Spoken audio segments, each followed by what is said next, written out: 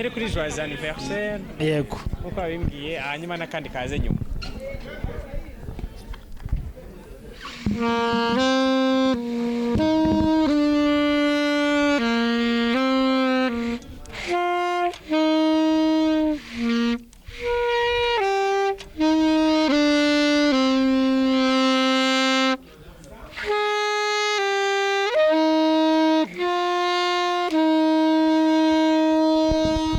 wow cyane cyane nka saxophone na gitari nabyize nyuma, kuko mbere ho nigize piano kuko ariyo nabonaga hafi, ariko bitewe n'ukuntu nkunda muzika numva ngiye n'ibikoresho byinshi nabyiga nkazajya mbikoresha cyangwa se nkazajya mbicuranga, ariko ubundi principal ni piano.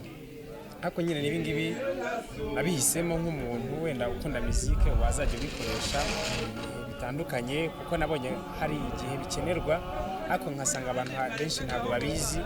Gira umwete wo kubyiga wenda kugira ngo uzajye nanabafasha nabo bashaka kubyiga.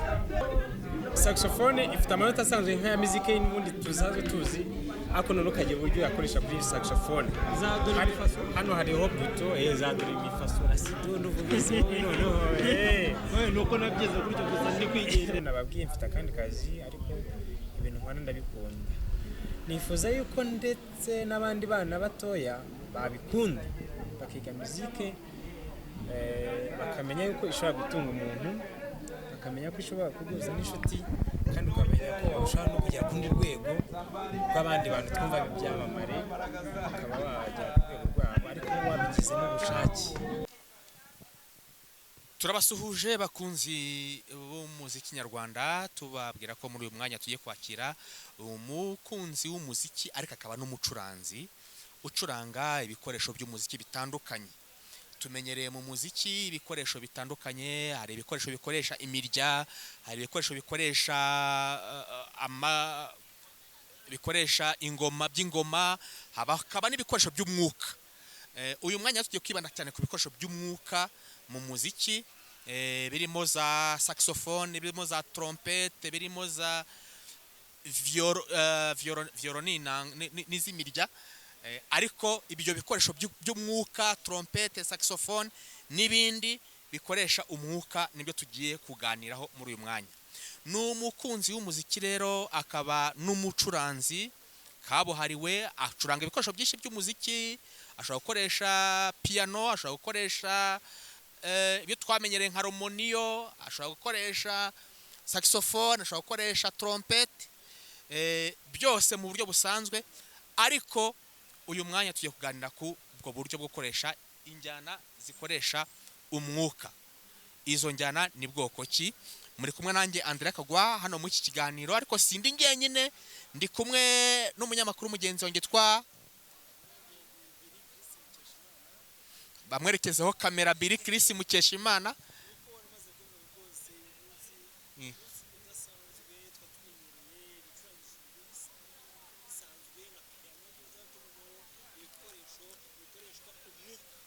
Ubu tumenyereye gitari. Gitari nicyo gikoresho cya mbere ngenda namenye nkiri umwana. Menya nanone icyo twita romoniyo. Romoniyo urayizi?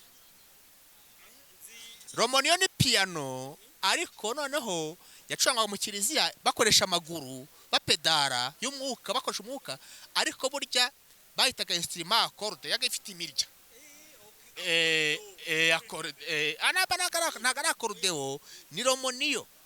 Yari piano ariko ikoresha, yabaga ifite imirya. Yego. Nuko rwose.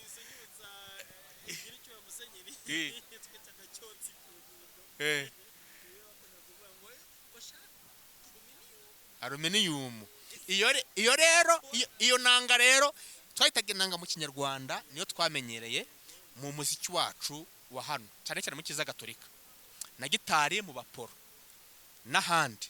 Ubu rero kano kanya turi kumwe n'umunyamuziki, reka tumubwire atwibwire.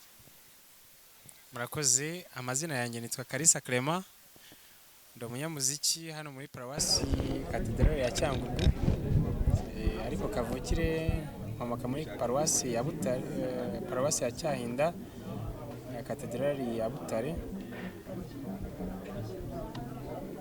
birahagije katedrali Komeza cyangwa wivuge. diocese. Okay, nibyo nashaka kuvuga. Diocese ya Butare, paruwasi ya Cyahinda, ariko muri no misi nkaba ndi gukora ubutumwa hano muri paruwasi katedrali ya Cyangugu. Nkuko mubivuze rero mwatanye muvuga, ndi umunyamuziki katolika, ncuranga piano, ncuranga gitari, ncuranga saxophone, ncuranga n'ibindi bikoresho harimo trompete, nkaba n'umuririmbyi. Si ibyo ngibyo mwamusabye kuvuga. reka nkubaze ikibazo kimwe. Iyo aho hantu rwose Cyahinda hafi y'umurenge hari n'ikibuga cy'umupira tuhaziho ikintu bita ikigage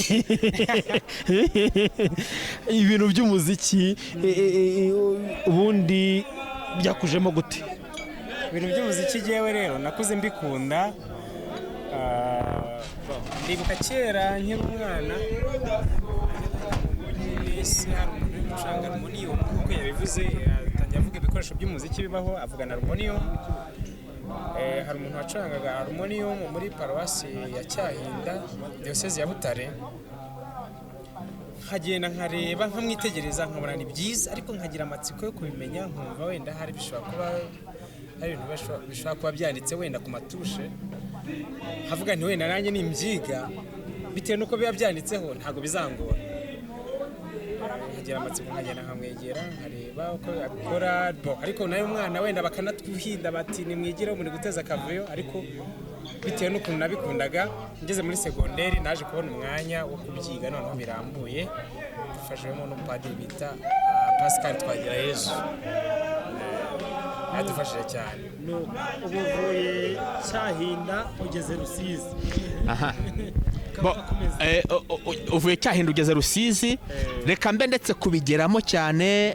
Birumvikana ko wahereye ku bikoresho byabonekaga aho hafi cyane kabisa, nibyo wahereyeho by'umuziki, piano n'ibindi. Aka kanya tukubona turabona ufite saxophone. niyo mfite Ni igikoresho gikoresha umwuka mu gucuranga. Twatubimenyereye ku basirikare n'ahandi muri fanfare. Kugira ngo intambwe yo kuva kuri piano kujya kuri saxophone byagenze bite? Murakoze cyane. Nkuko atangiye mbibabwira, nkomaka muri paruwasi ya Cyahinda, ahantu uri mu cyaro pe, nta bikoresho by'umuziki byinshi bihari, nta nubwo wakura ubibona wenda uri umwana usange babicuranga. Ariko njyewe bitewe n'urukundo nakundaga muzike, nigizemo ishyaka ryo kubimenya cyane. Niga piano yari ihari, ariko ngeze n'ahandi, nageze Rusizi mbona nkaza ndeba no ku mbuga nkoranyambaga abantu bacuranga saxophone, ariko hakagira n'abantu bahansanga nkabona bari kubicuranga, nayo ngira kubikunda nyine cyane, numva nabyiga cyane cyane nka saxophone na gitari. Nabyize nyuma kuko mbere ho nigize piano kuko ariyo nabonaga hafi, ariko bitewe n'urukundo nkunda muzika numva ngiye n'ibikoresho byinshi nabyiga, nkazajya mbikoresha cyangwa se nkazajya mbicuranga, ariko ubundi principal ni piano. Ariko nyine nibi ngibi nabihisemo nk'umuntu wenda ukunda muzika wazajya ubikoresha bitandukanye, kuko nabonye hari igihe bikenerwa, ariko nkasanga abantu benshi ntabwo babizi. Gira umwete wo kubyiga wenda kugira ngo uzajye nanabafasha nabo bashaka kubyiga. Uravuga ngo uranabyiga, ariko ikintu umuntu yakibaza, umwuka wenda abadukurikiye barabibona ukuntu ugiye kugicuranga, bari kubikurikira, ariko umwuka uva he? Ibi by'umwuka rero kuri saxophone wenda turi twibanda cyane. Saxophone isaba umwuka byo pe, kandi si ibanga abantu bose kandi umwuka wose uva mu nda rero urabyitoza ukabimenya, ukagerageza wenda nka mwarimu ugenda ifite unyigisha uhoraho, kuko agiye muzike afashe iyo nize teori niba gucuranga piano, ariko ibindi byose ngenda byigisha kuri YouTube. Haba hari PDFs umuntu asoma akadawunodinga bitewe n'ikintu umuntu ashaka. Ngiye nagiye ndawunodinga bitewe n'uko nashaka kumenya saxophone kandi amanota yose nkabanyazi nkazambisoma nyine nkabihuza.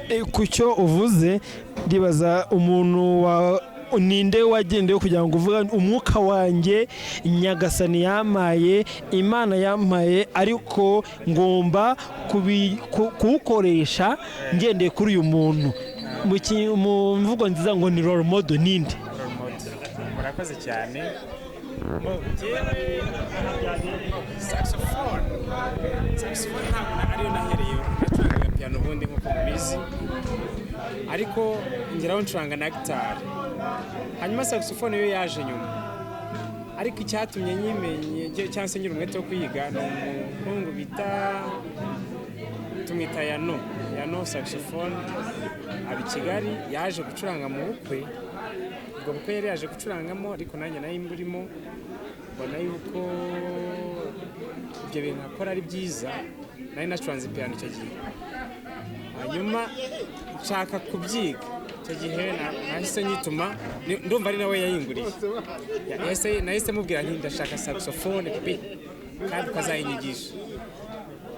Ntabwo yayinyigishije, ariko nahise wenda yarangayidinze, ariko nahise mfata gahunda yo kuyigura, ndayimutuma arayinzanira, nanjye nshaka amasomo kuri interineti niko kuyiga. Urayigura rero saxophone, umaze kuyigura urayicuranga. Ubu ngubu ugeze he? Wenda abantu bashobora kuba bari kutureba bakavuga bati uyu muntu wenda wasanga no kutubesha ataradufunguriraho ngo twumve uko byifashe. Funguraho kuri saxophone gatoya, hanyuma utubwire uti nuko bimeze rwose. Icyo kibazo fungureho gato rwose, nk'akantu gato rwose, dukore mu gaseke akantu gatoya.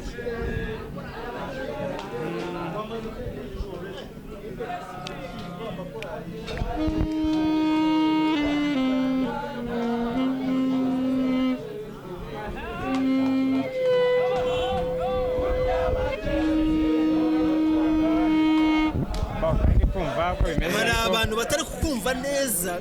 Reka ntangire noneho. Intebe z'umutima. Reka ntangire. Kagere mu ntebe z'umutima rwose.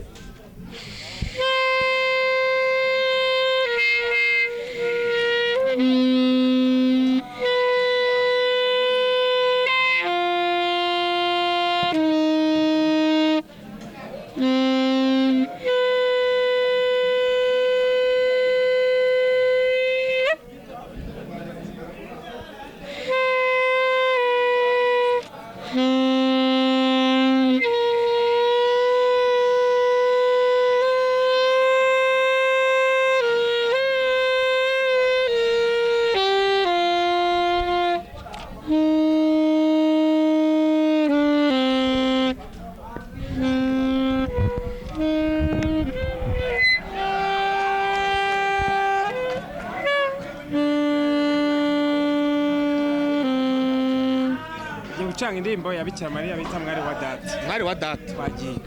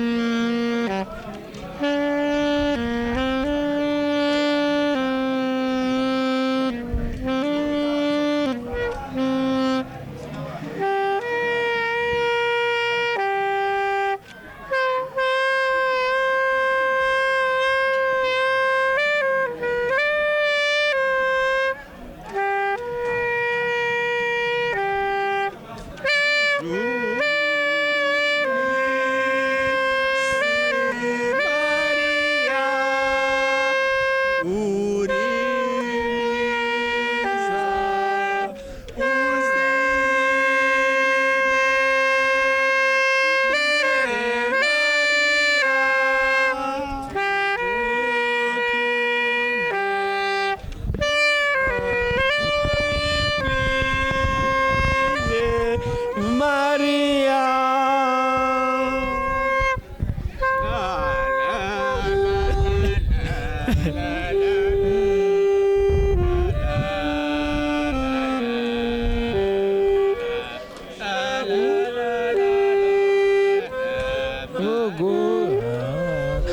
Imbere n'inyuma.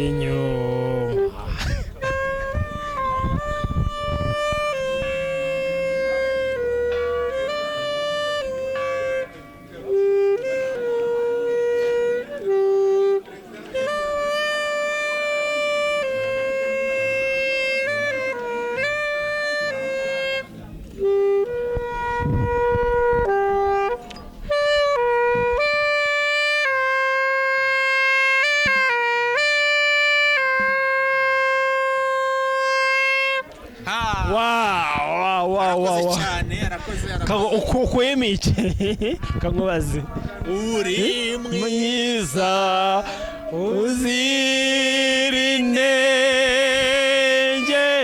Maria tugukunda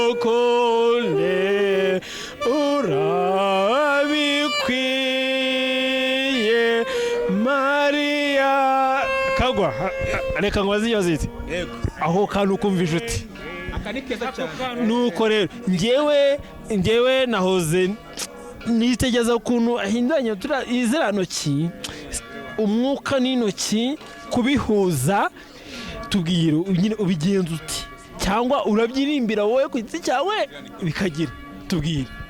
Murakoze cyane njyewe nkuko nabibabwiye narabyize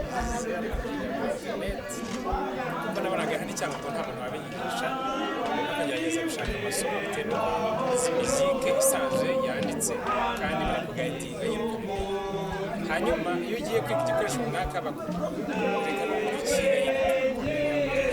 hinduranya intoki nabonye ko intoki zigenda zihinduranya saxophone rero nkuko nagiye mbibereka nagiye nsoma PDFs mfite PDFs nagiye ndamurudinga kuri internet zerekana amanota runaka bitewe n'uko nagiye nyiga ngomba gufata nkagenda nyiga noneho nkayamemoriza ariko nkagenda menya ngo ndayakoresha mu gihe runaka kihe ibyo nagiye ngendamo cyane. none se ari ikintu nshaka kumenya umuntu ukoresha iki gikoresho acurangisha umunwa acurangira amanota donc ari umwuka uhuhamo uririmba bikijyanamo donc icyo ni ikibazo cy'amatsiko umuntu yamenya kuko no ku zindi instrument hari ukuntu abantu batekereza yuko umuntu ashobora kuba ibyo ari gucuranga mu kuboko ari acuranga mu mirya hahandi haruguru akandakanda hano bigenda bite? Ahangaha hari ukuntu bigenda icyambere na mbere ubundi muzike yose igizwe n'amanota muzike aho ivi kagera nasanzwe igizwe n'amanota ayo manota iyo yazi rero ugomba kwiga uburyo yakoresha kuri buri gikoresho. Saxophone ifite amanota asanzwe nk'aya muzike n'ubundi tuzaze tuzi ariko none ukagira uburyo yakoresha kuri saxophone hano hariho buto za dore mi fa sol la si do n'uvuga si noneho nuko nabyize gutyo gusa ndi kwigendera ariko barabimenya bari ibyo ngibyo ni ukuvuga ngo hano hari amatushi ugenda ukandaho murabibona hano twereke nta kibazo okay urabona hano hari utuntu tw'umweru dutandukanye n'utundi urabona hano hari ibintu bisa na gold maybe ariko hano hakaba n'utundi tw'umweru ugenda ukandaho aka kaboko k'ibumoso gakora hano hejuru ak'iburyo kagakora hasi ak'iburyo gakora hasi amaboko yose arayakoresha ni ukuvuga ngo rero ugiye urabyiga ntabwo sinzi nimba nabe kwigisha ukagenda ubimenya kuvuga ngo nkoresha indyo ubwo ntabwo byankundira amaboko yose agomba gukora amaboko yose agomba gukora ni ukuvuga ngo imoso ikoreshwa hano hejuru iryo gakoresha hano hasi ku matushi yo hasi y'umweru ntabwo wabihinduranya mu bikundi kuko byabyo byose urabona imoso ifata hano indi igafata ahangaha ntabwo nzi yuko imoso yayifatisha ahangaha ngiyifatisha hanga Cyakora gucurangira undi muntu. simbizi ntabwo hari umuntu witamiye cyangwa uri mavenge sudu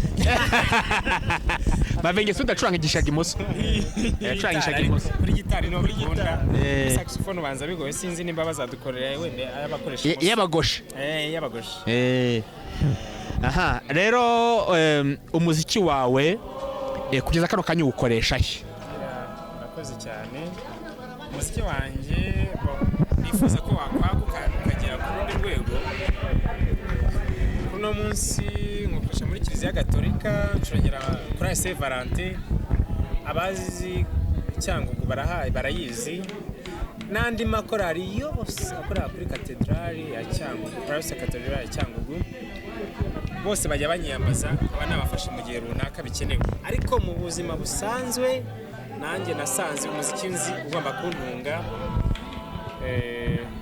ubwo nafominze bande mfite bande nkoresha ncuranga ibintu by'indirimbo za karahanyuze zizagiye zitunyura kera ncuranga amahoteli sinzi nimba nayababwira ariko ntawe icyo nzababwira wenda igihe kigeze hanyuma ariko nkaba nifuza yuko byazagera ku rundi rwego aribwo nifuza kuzanazana studio hano Cyangugu gukorera amakorari yose ndetse n'abandi bose studio y'umuziki nuva nayo mfite gahunda yuko bigomba kuba byarangiye muri kuno kwa 11 ariko hajemo imbogamizi ndabona bishobora gutinda mu kwa 12 byabyo byose n'umwaka uzashobora kuzarangira ibikoresho nabibonye buryo ushaka kuzajya asangiza ibyo nzi n'andi makorari wenda nkayakora indirimbo ndetse n'abandi bose bumva bifitemo impano nkaba nabafasha kuzamura impano zabo.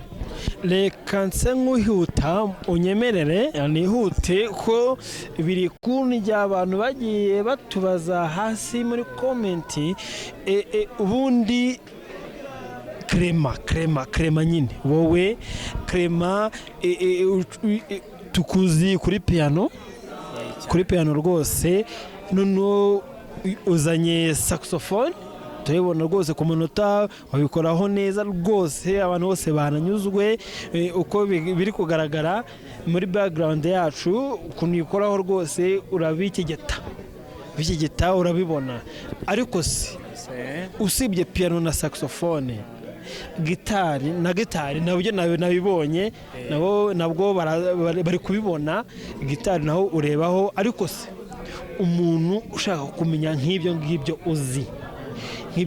uzi ubahishiye iki urambabara kuba nihuse kago rwose urambabarira yego kandi turisanzuye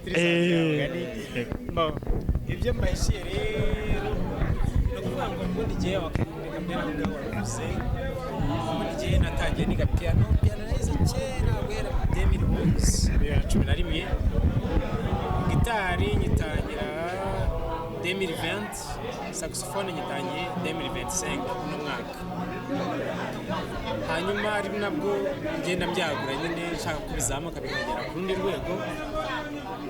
Hari abantu rero benshi bagenda babibona mbikora bagashaka kubyiga bifuje kubimenya ariko nkavuga nti wenda reka maze ntegura ibikorwa byanjye hanyuma nzashaka umwanya wabo nabo nyuma yaho gato. Nk'uko bivuze rero abantu bagenda babisaba njye numva nabateguriye ko abantu bose bazaya bansaba kwiga wenda igikoresho icyo ari cyo cyose nazabitangira ari uko nageze kuri studio kuko nkuko nakubwiye mfite umushinga gukora studio nzaya nkora indirimbo z'amakorari asanzwe nanjye nkora indirimbo zanjye ko muzike ndi n'umuhanzi gusa wenda nta ndirimbo n'imwe ndashyira hanze yanjye ariko icyo gihe numva nimbitangira nzaba nayo mfite ubushobozi bwo kubikora nkaba nafasha n'umwe uwo ari wese ubishaka. Nanjye nabimenya urashaka kwiga iki? icyo kintu cy'umwuka muri saxophone ukoresha akaboko ukoresha wenda sinkazi ariko bya byose utuboko twose turakora cyangwa se amaboko yose arakora. nanjye nabimenya.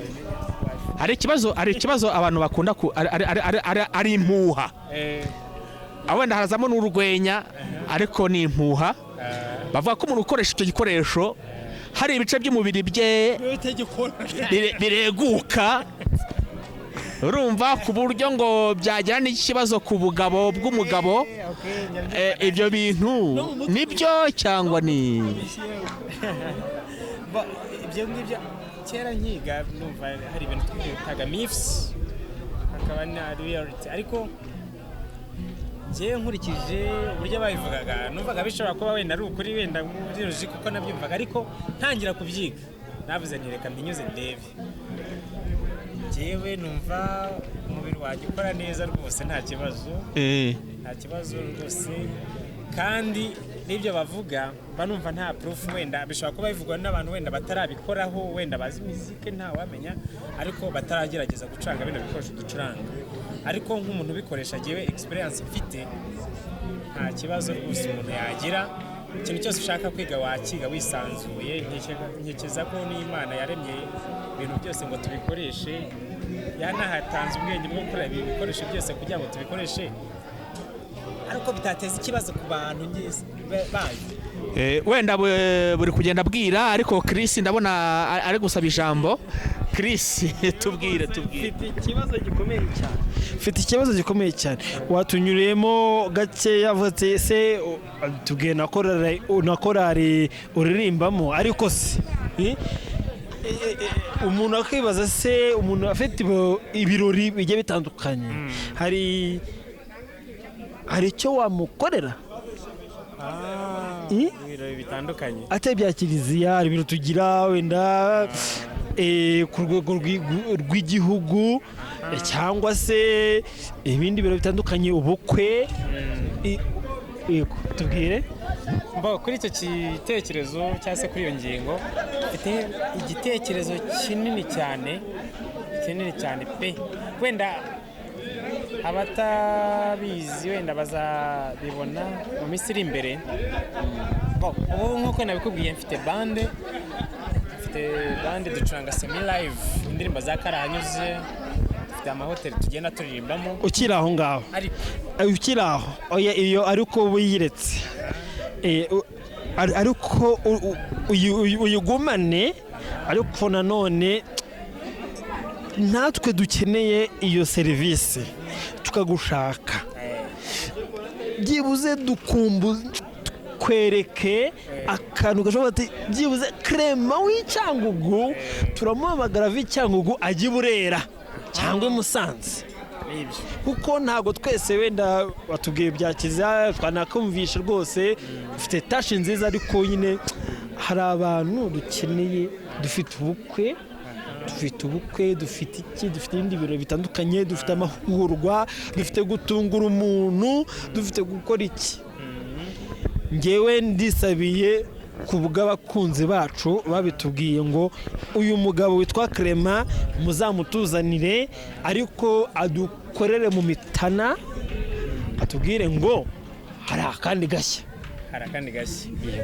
murakoze cyane umwanya ni uwawe umwanya ni uwanjye kuko nari ntangiye mbivuga nabivuze kare ko ndi gutegura kuzana studio rero izabikora ibikorwa byanjye ariko ikore n'ibikorwa by'amakorari ndetse n'abandi bahanzi bikorera ku giti cyabo ariko abo bahanzi bikorera ku giti cyabo nanjye nzaba ndimo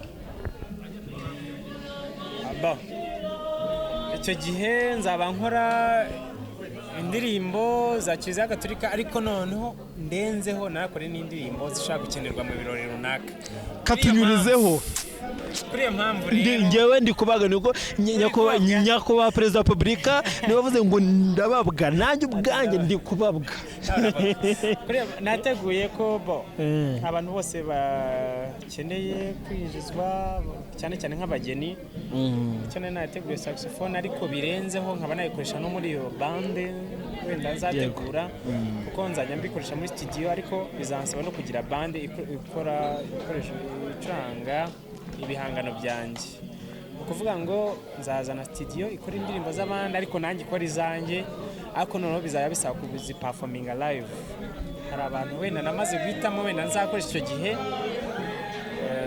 ku buryo mu buryo butari kera cyangwa se budatinze muzamubona ibikorwa byanjye byagiye hanze ariko noneho mu buryo busanzweho mbaye ndi gukoresha bande, mfite bande nkoresha icuranga karahanyuze mu mahoteli ndetse no mu bukwe busanzwe, nkaba nacuranga n'iyi saxophone nyinshi z'abageni, wenda inacuranga bisanzwe aho ngaho ndabona Kagwa rwose nawe arategereje nyine tumara amatsiko, usibye ibyo mu idini wavuze ubarizwamo, ako tubwiye akantu ka bande, ako kantu abantu badukurikiye bahoze bakatubaza kenshi kandi nabikubwiye, Kagwa arategereje, nanjye ubwanjye ndategereje, igira akantu tunyurizaho rwose kari hanze y'idini. Yego acanga na saxophone. Yego saxophone rwose niyo turi kwibanda y'umwuka. Nishaka bari joyeux anniversaire. Okay, reka tubirebe. Cyangwa nushaka gushyiramo ngo arashe. Ibyo ushaka rwose ariko kari hanze. Reka mbere kuri joyeux anniversaire. Yego. Uko babimbwiye hanyuma n'akandi kaze nyuma.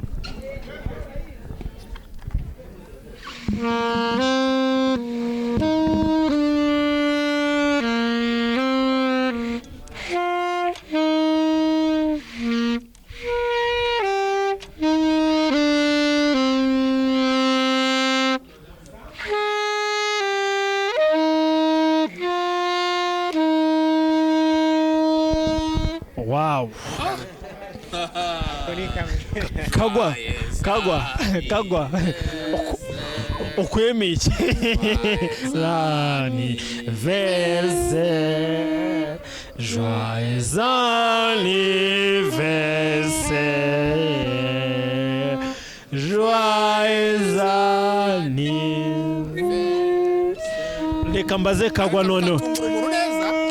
Reka nkubaze Kagwa, ukuyemo iki? Urabona hari ukuntu bitungura umuntu afite anniversaire, nk'uyu muntu umwishe nko mu cyumba ahantu agakubitamo aka kantu na gato ihageze atarize kuri icyo kintu Kagwa yaravuze icyo kuriza abantu, mwebwe mugifata gute? Tubifata nka surprise ubundi bigenewe abantu runaka, ni ukuvuga ngo umuntu ashobora kugira anniversaire bakatubwira, tukagenda tukamufasha kuzamura amarangamutima ye, ariko bitewe n'abo bantu nyine, kuko urumva we ntabwo aba abizi.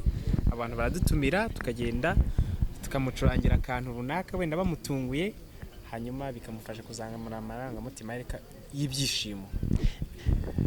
Hanyuma ku kindi wenda ushobora gukora wenda muri proposal wenda z'abageni, hari abajya badutumira bateye nk'ivi, wenda nimba mubizi ariko burabizi, abajya batera ivi bakadusaba gucuranga indirimbo zisanzwe zo gutera ivi, wenda nka congratulations, nabyo tujya tubikora cyane, ariko ibyo ngibyo ngewe si byo nitaho cyane, murambabarira. Icyo nitaho cyane ngewe ni ukuzazamura ibikorwa bya bande wenda ndi gutegura, muzabibona mu minsi iri imbere bidatinze, ariko nabyo njya mbikora muri no minsi wenda ntagera kuri ibyo ngibyo ntaganya gukora, nk'uko mubibona ndi kugenda niyubaka gake gake. Hanyuma se reka nihute Kagwa uri bumbabarire, nihute ngewe mbaza ibibazo nirukanga rwose kuko amasaha n'ubundi aba ari gukura. Ese Clement, umuntu witwa Clement Icyangugu, umuziki umaze kugeza kuki? Icyo ni ikibazo cya mbere. Ese umuntu ufite ubushake bwo kuza kwiga umuziki akamenya gukora ibyo nk'ibyo ukora, yabinyuza hehe? Icyo ni icya kabiri. Icya gatatu, noneho umuntu ukeneye Clement, yataciye ya Clement twaze tubona kuri gitari, kuri saxophone, yakugera hati? Yangera hati. Nibazo bitatu. murakoze cyane uragenda unyibutsa icya mbere ndumva umuziki ukugejeje kuki? umuziki wangejeje kuri byinshi pe nagiye kubidetaya kuko nkuko mbajije nyine ngomba kubivuga nyine icyo wangejejeho. Niga misike nize misike kubera ngakunda ntazi kwenda ishobora kuzangira akamaro bisanzwe kuko bikora nk'aka kanya, ariko nkuko bigaragara njyewe mvuka muri paruwasi ya Cyahinda nabibabwiye diocese ya Butare, ariko kuba ndahangaha ni muziki. Kwa ndi ahangaha muri paruwasi ya Cyangugu ari diocese ya Cyangugu ni muziki yangejeje. Ndumva naraje ndacuranga barabishima barabikunda, hanyuma kwa Saint Valentin intumaho imbwira ko ngomba kuza ahangaha Cyangugu banshakira n'akazi. Nkoramo n'ubundi nkora muri banke, ariko sibyo nize kwigisha muri TTC kuko nize kaminuza mu ishuri rya Rukara, ariko ni kaminuza ya Rukara, ariko nkiga kwigisha abarimu. Ariko kugeza iyi saha ntago ari byo nkora muri banki. Urumva ni umuziki wabimfashijemo bitewe nuko bashaka ko nzajya mbafasha muri Chorale Saint Valentin. Ikindi kirenzeho maze kuhagera naze kugira igitekerezo cyo kuririmba izo ndirimbo za Karahanyuze, ncuranga mu mahoteli atandukanye. Ubu ngiye kwita njya muri Hotel La Classe, niho ndi gucuranga muri no miss, ariko njya naracuranga n'izindi hoteli zidukikije hano i Rusizi nka Hotel Marina Hotel. Abahazi wenda bajya bahagera barahazi, aho babasha kumpa amafaranga amfasha kwibeshaho mu buzima busanzwe. Hanyuma icyo ni cya kabiri. Ikindi cya gatatu nkaba nteganya no gukora umuziki mu buryo bwaguye, ahubwo nababwiye ko mfite umushinga wa studio ariko nkora n'ibihangano byanjye ku buryo nshobora kuzajya ku rwego rwo performinga birenze ndetse n'iki gihugu cy'u Rwanda. Ni icyifuzo ariko ndumva bizagerwaho pe, ni icyifuzo mfite ariko nta numva mfite n'uburyo nzabigeraho. Icyo ni kimwe. Icya kabiri mwamumvajije niki unkeneye ashobora kunsanga Icyangugu, ariko akenshi na kenshi nkora muri Access Bank Cyangugu, uje wahansanga. Ariko noneho birenze kuri ibyo ngibyo ushobora no kumpamagara wenda kuri nimero yanjye ya telefone cyangwa se kuri WhatsApp yanjye, nawe ukaba wambona. Icyo ngicyo cyava wenda ukaba wansanga. Nimero yawe tubwire nimero yawe tubwire. Barayibona hasi, bari kuyibona hasi. Nta kibazo. Okay, nimero yanjye ni 078060028003. Isubiremo. 078060028003.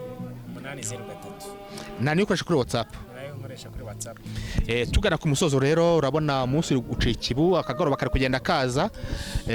Watubwira nk'icyifuzo cyawe, ubutumwa uha abakunzi bawe muri rusange? Nk'icyifuzo cyanjye rero nk'abakozi banjye, ibintu nkora njye ndabikunda. Nk'uko nababwiye mfite akandi kazi, ariko ibintu nkora ndabikunda. Nifuza yuko ndetse n'abandi bana batoya babikunda, bakiga muzike, bakamenya yuko ishobora gutunga umuntu, bakamenya ko ishobora kuguza n'inshuti, kandi ukamenya ko ushobora no kujya ku rundi rwego rw'abandi bantu twumva ibyamamare, bakaba bajya ku rwego rwabo ariko wabigize n'ubushake. Kuri urwo rwego rero numva wese ubikunze yagerageza gushaka umuntu umwegereye muri hafi, ariko cyane cyane nk'abari Cyangugu bagize amahirwe yo kunyegera, nabafasha ibintu birenze pe, numva byifitemo ubwo bushobozi. Arakoze cyane rero. Reka tumushimire umutumirwa wacu muri iki kiganiro twagiranye kuri uyu mugoroba mwiza. Atubwiye byinshi, ariko ntabwo tubivuye muziri muzingo. Wenda tuzagaruka tuganire by'umwihariko ku gice kimwe, tuvuge kuri piano, tuvuge kuri saxophone, tuvuge kuri no ku bindi, tuvuge kuri gitari.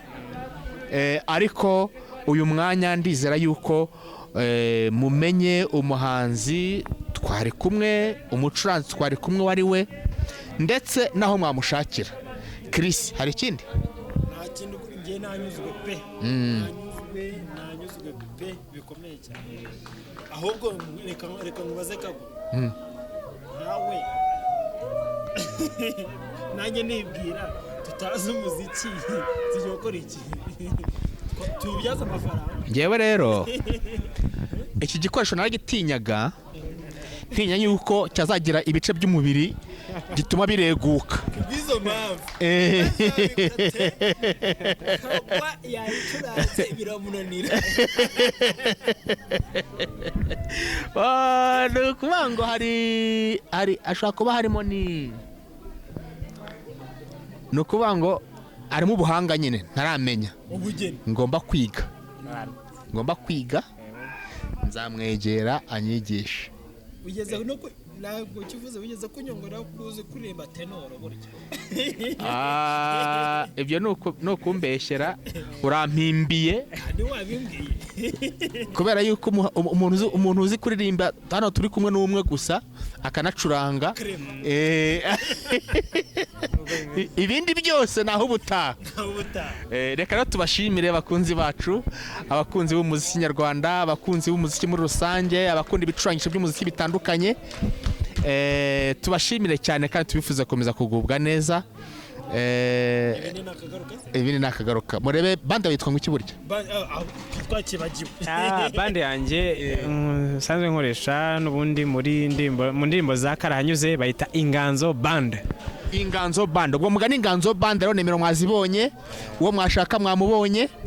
Ahasigaye Inganzo Band ibasusurutse muri byose, ariko kandi n'abashaka za surprise zitandukanye muri za proposal n'ahandi.